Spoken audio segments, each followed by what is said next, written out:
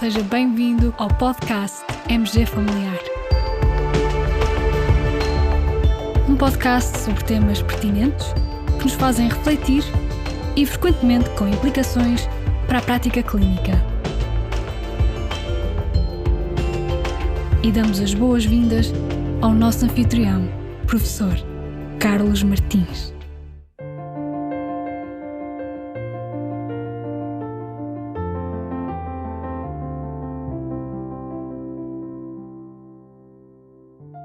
Naquela tarde, a nossa colega estava feliz e já estava a terminar a consulta. Tinha corrido mesmo bem aquela tarde e estava a chegar ao final sem atrasos, sentia que tinha cuidado bem dos seus pacientes. Era a última consulta do dia, uma jovem de 16 anos. Vinha para uma consulta de rotina. A nossa colega apercebeu-se que a jovem estava pouco conversadora, mas aos poucos foi-se revelando. Não gostava da escola, sente-se traída por toda a gente, progressivamente tinha-se isolado dos outros. Nada lhe dava prazer, nem a comida. Queria desaparecer. Quando a nossa colega lhe pergunta: "Tens ideias de suicídio?", a paciente responde que sim. Caros colegas, estas são situações difíceis na nossa prática clínica e no nosso dia-a-dia. E para conversar um pouco sobre este tema, temos connosco, e é com gosto que vos apresento, a nossa colega a doutora Inês Homem de Melo. Certamente conheceis bem, pelos seus dotes e carreira na área da música, mas realmente a Inês é também especialista em psiquiatria, trabalha no CRI Porto Ocidental, nomeadamente na unidade dedicada ao tratamento de pessoas com comportamentos aditivos e dependências, e também pratica na sua consulta privada uma consulta sobretudo dedicada à área das perturbações do neurodesenvolvimento do adulto, como o autismo e déficit de atenção. Tem, além disso, um projeto dedicado à literacia na saúde mental. E por tudo isto, Inês, é com muito gosto que te recebemos aqui no nosso podcast. Bem-vinda! Obrigada, para mim é também um gosto. Eu costumo dizer que a única especialidade tão incrível como a psiquiatria é medicina geral e familiar. Acho que o vosso olhar sobre os doentes é extremamente parecido com o nosso. Ver a pessoa no sítio onde ela mora, na família que tem em casa, na sua profissão, como um todo, como nós, psiquiatras. Portanto, é uma alegria Muito interagir convosco. A alegria é toda nossa. Mas este tema não é propriamente um tema alegre hoje, não é? Então, começando um bocadinho pelo princípio, como perguntar a um doente se tem ideias de suicídio? Por vezes a nossa dificuldade começa logo aí. Vamos-nos apercebendo que o doente não está bem e então, por vezes, por exemplo, como este exemplo que eu aqui apresentei, trata-se de pessoas até em idade jovem e às vezes até temos dúvida sobre como abordar a questão. Queres dar um bocadinho, assim, algumas dicas aos nossos colegas? Sim. Em primeiro lugar, acho que temos que aceitar que vai ser um momento difícil para o doente e também um momento difícil para nós. Manusear este tipo de conteúdo super pesado não é fácil. E se vamos avançar e devemos avançar para esse campo, temos que ir com sensibilidade, tempo e com força para aguentar o que aí vem. Porque isto não é fácil, são coisas difíceis de ouvir. Dito isto, a primeira estratégia, vamos por etapas, do mais ligeiro ao mais grave. Começamos por normalizar a possibilidade de haver ideação suicida e de seguida pesquisar ideias passivas de morte. Nós chamamos de ideias passivas de morte ao sentimento da pessoa querer não estar viva, o que é diferente de querer pôr fim à sua vida. Pronto. Nesta fase da normalização e pesquisa de ideias passivas de morte, eu sugiro perguntas como: quando estão deprimidas, algumas pessoas chegam a pensar que mais valia morrer. Já lhe ocorreu este pensamento? Portanto, já estamos a normalizar. Outra sugestão, pois cada um adapta ao seu jeito, não é? Atendendo a tudo o que me contou, já alguma vez sentiu que mais valia não viver ou que a vida já não valia a pena? Pronto, este é o nível 1. Se virmos que a pessoa tem este tipo de conteúdo no seu pensamento, avancemos para uma pesquisa de ideação suicida. Portanto, agora já não é ideias passivas de morte, já é mesmo pessoa ter ideias de se matar. E aí, a minha sugestão é não temer o uso da palavra suicídio. Nós temos muito, ai meu Deus, que horror. Isto vem de encontro ao início do que eu dizia, que isto também é difícil para nós. Pronto, é para usar a palavra suicídio. Normalmente os doentes até sentem esse uso como um alívio, como um médico estando a dar licença à pessoa para ter este tipo de pensamento. A minha sugestão é mesmo, já pensou no suicídio? Portanto, simples. Ou de que forma, ou não, e seguida de que forma é que pensou fazer mal a si próprio. Por último, vamos para o nível de maior gravidade, que é a pesquisa de um plano estruturado. Nós psiquiatras chamamos plano suicida estruturado. Aí vamos ver se a pessoa já está mesmo a pensar exatamente como fazer, se tem tomado diligências em relação a isso. Perguntas como: tem andado a pensar pôr isso em prática? Escreveu alguma carta de despedida? Já tem a corda? Já tem os comprimidos? Já tem a arma? Dependendo do que a pessoa nos tiver dito antes. Portanto, resumindo, primeiro normalizar e pesquisar ideias passivas de morte. A pessoa acha que não vale a pena viver. Segundo, ela tem mesmo ideias de fazer mal a si própria? Já pensou no suicídio? E o terceiro e último ponto, a pessoa está a elaborar um plano. Se sim, se chegamos ao fim e a pessoa tem um plano, é um destino para a pessoa, serviço de urgência. Portanto, isto é a maior bandeira vermelha de risco.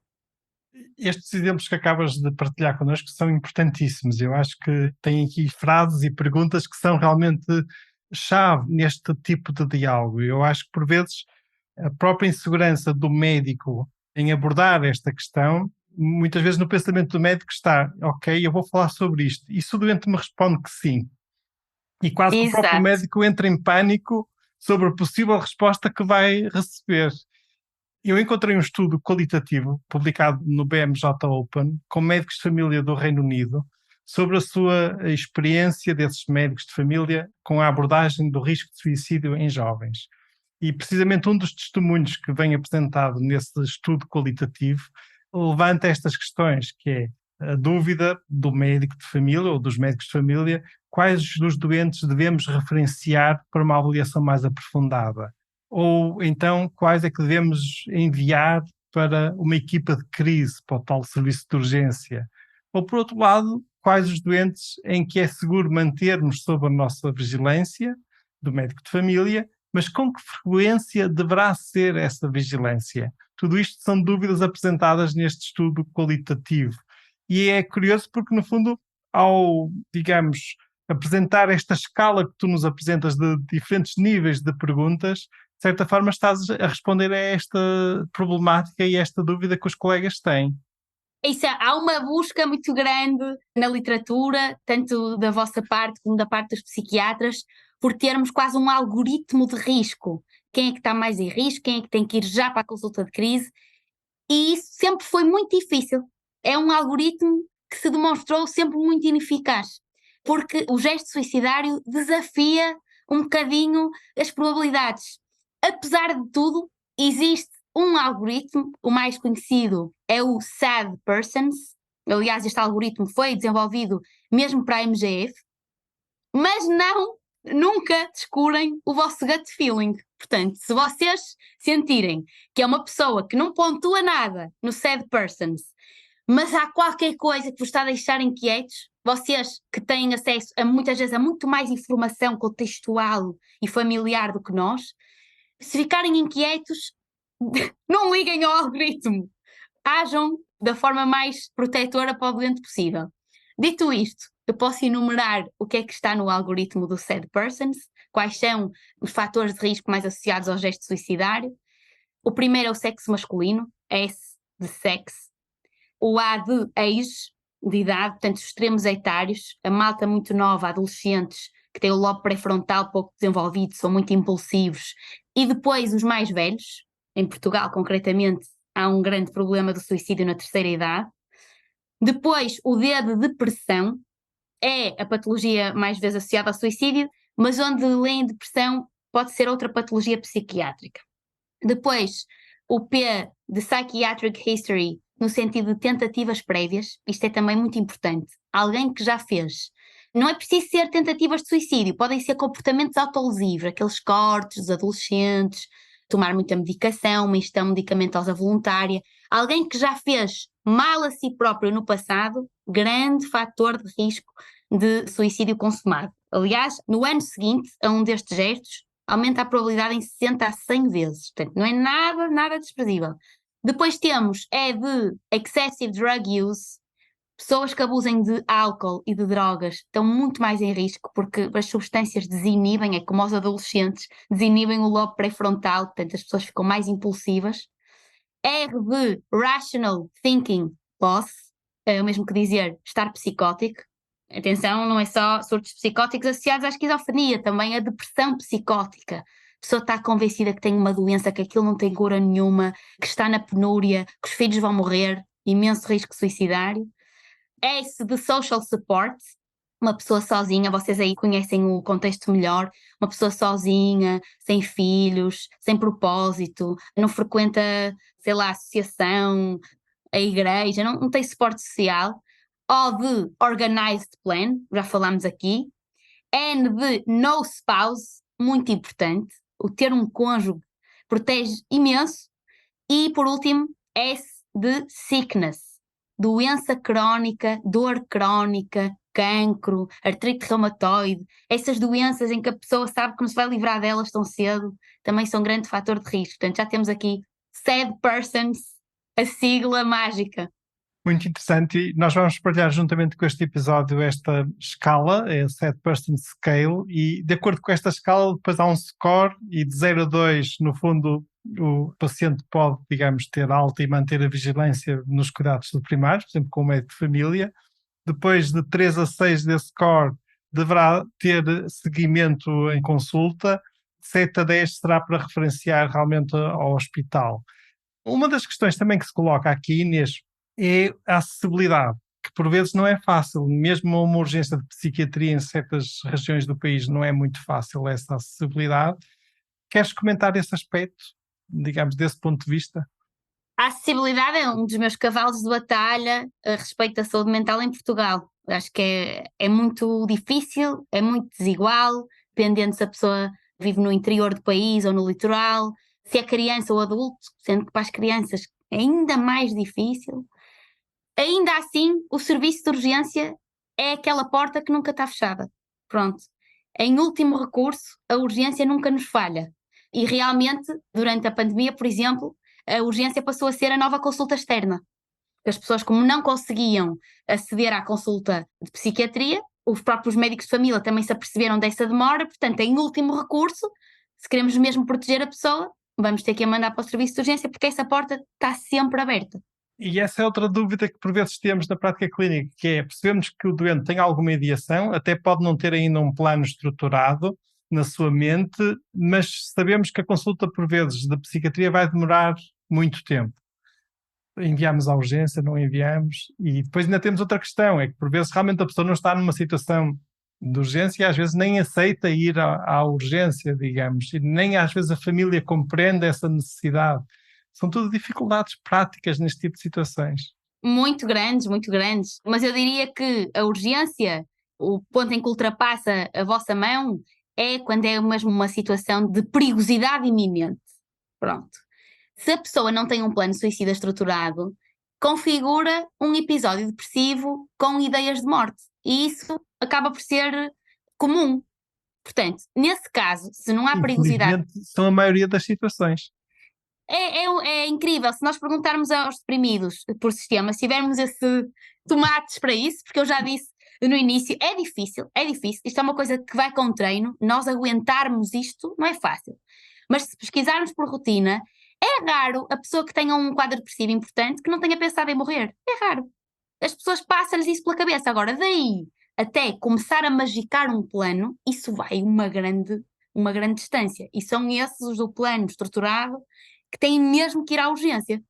Os quadros depressivos, ligeiros a moderados, aí já pode ser gerido por vocês, incluindo a parte da família. Por exemplo, estou a imaginar aqui pessoas que têm acesso a meios letais.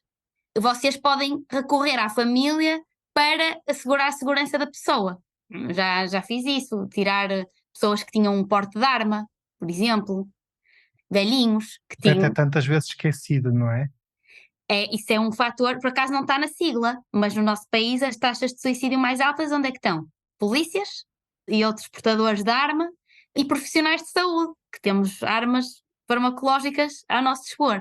Pronto, portanto, se forem pessoas que tenham famílias lá em casa que possam retirar acesso a meios letais ou dar muita atenção, fazer a pessoa sentir de novo ligação a outras pessoas, um propósito de vida, isso também pode ser melhor do que muitos envios ao serviço de urgência. Pronto, em Muito bem. situações de não perigosidade iminente. Muito bem. Naquelas situações que podem se manter do ponto de vista de gestão na área da medicina geral familiar, o que é mais importante? Farmacoterapia, psicoterapia, uma ou as duas em conjunto? Ora bem, Outro tema difícil. outro tema difícil para nós portugueses, que dispomos de pouquíssima psicoterapia. Exatamente. Temos acesso muito difícil da psicoterapia, não é?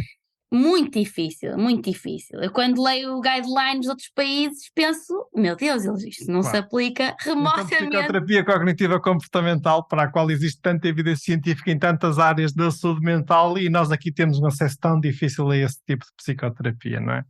Esse é outro dos meus cavalos de batalha e que eu acho que deve ser muito partilhado convosco.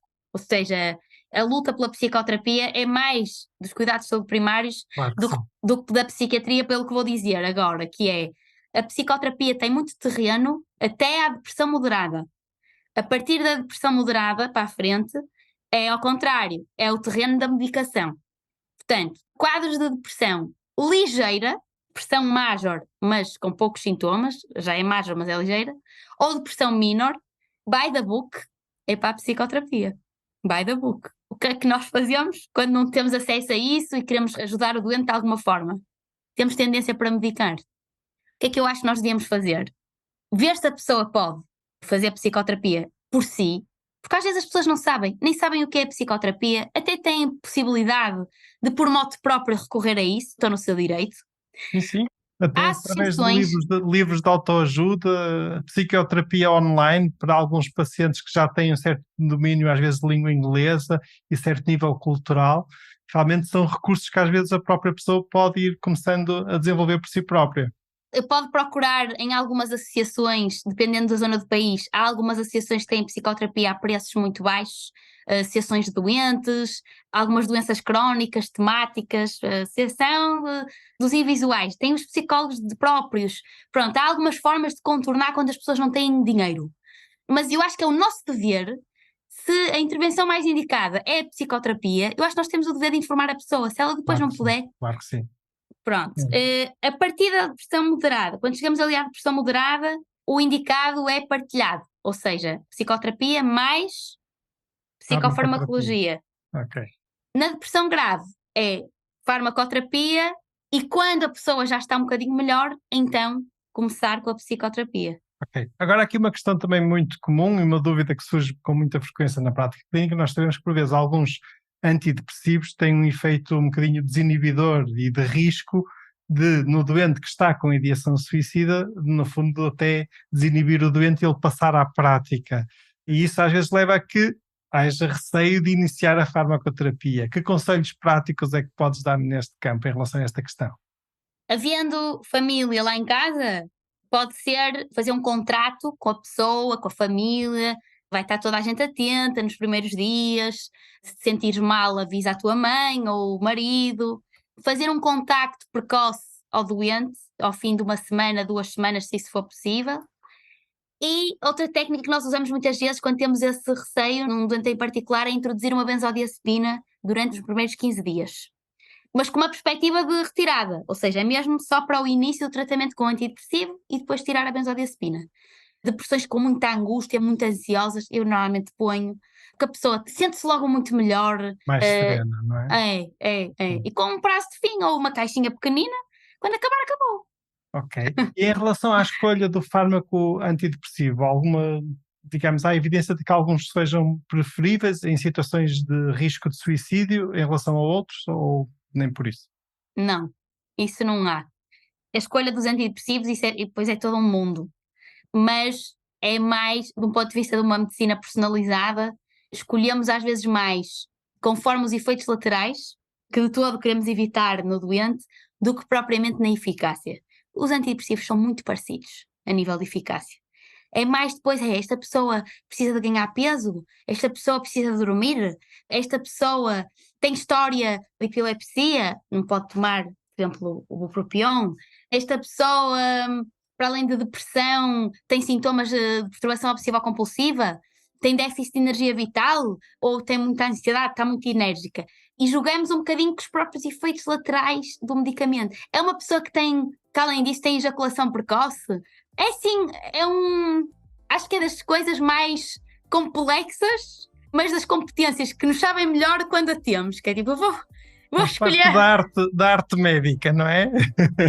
Acho que sim, é um puzzle. É um puzzle. Do ponto de vista da eficácia, há que dizer a verdade, eles são muito parecidos. Inês, foi um gosto conversar contigo, muito interessante estas dicas e estas sugestões que aqui nos deixaste. Muito obrigado por teres participado do nosso podcast e espero ver-te aqui mais vezes. Obrigada eu pelo convite. Muito bem, certamente que te convidarei mais vezes, está bem? Muito obrigado, caros colegas. Vamos partilhar, juntamente com este episódio, o link de acesso à 7-Person Scale e também àquele estudo qualitativo do BMJ Open. Fiquem bem, continuem bem. Até ao próximo episódio.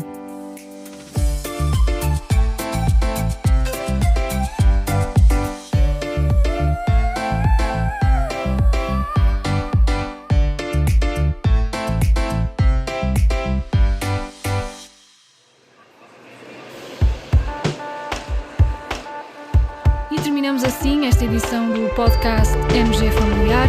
Muito obrigada por nos ouvir. Se desejar completar a sua leitura, muitos dos conteúdos abordados neste podcast estão disponíveis em www.mgfamiliar.net. Até ao próximo episódio.